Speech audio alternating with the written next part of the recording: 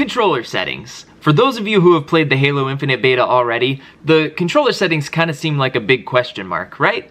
It's so much different than the other Halos, and these thresholds and dead zones can get kind of confusing. With the official Halo Infinite release just around the corner, you need to make sure to have your controller settings dialed in and ready to get those perfection medals. Today, I'll be talking about my own personal settings, what feels the most comfortable to me, and what I think makes the biggest difference in my own gameplay. If you don't mind giving this video a like, only if you like it of course, and hitting that little subscribe button so you see more videos like this, that would be fantastic. My name's Trevor, aka Wink, and I'm coming at you with some Halo Infinite information.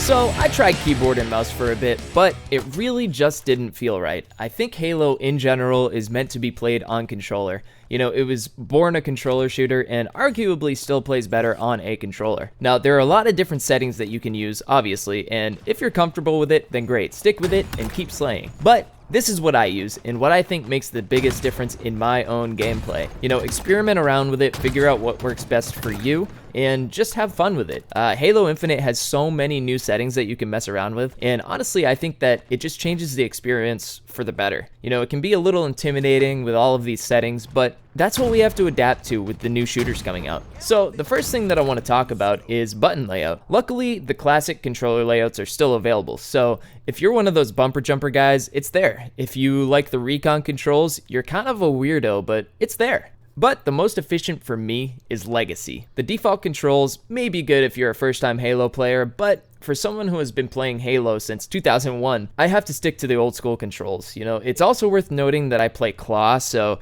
this may not be as efficient if you're not a claw player. So with that being said, first off, what you want to do is turn off your controller rumble. That just interferes with your aiming and is a big distraction when you're trying to be precise.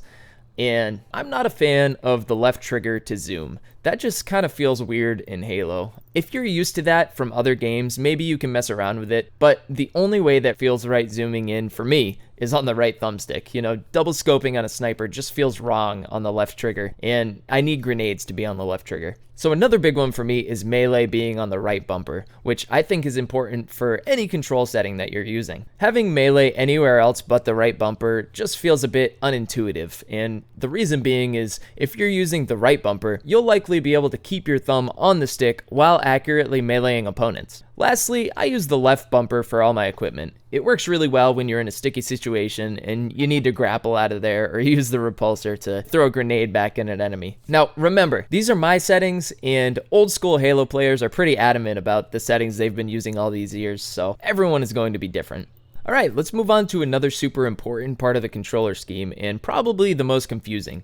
Dead zone, input thresholds, and sensitivity. Now, I'm not going to get too in-depth about this because there's just so much to it, but I wanted to show you what I use and see if you like it. So, what is dead zone? Well, it allows for a more responsive stick experience. The lower the dead zone, the better they respond. If you increase it, that means that you'll have to make stronger motions for your input to register. Now, I like to play with all of my dead zones set on 0, and that seems quite extreme, but try it. You may be surprised on how responsive it feels. And if it feels too sensitive, keep moving it up in small increments until it works for you. Now, input threshold is another pretty important part of your settings that a lot of people don't understand. Put simply, it's setting how far you have to move your thumbstick to get to that maximum look sensitivity. So the lower that you have it, the faster that you're going to get to your full sensitivity, and vice versa. The higher that you have it, the longer it will take to get to that full sensitivity. I have my movement input threshold on 0. This works best for me just because I like to feel snappy and responsive with my movement.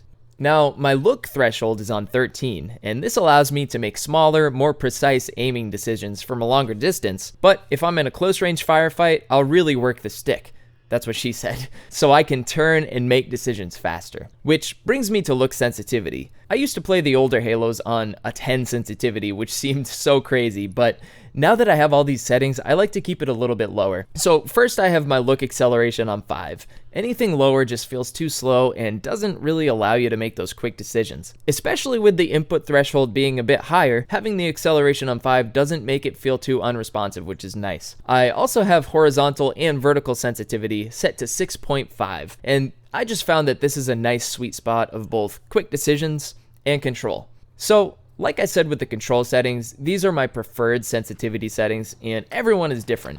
There's so much more to it, but this video is just meant for a quick rundown of my personal controls.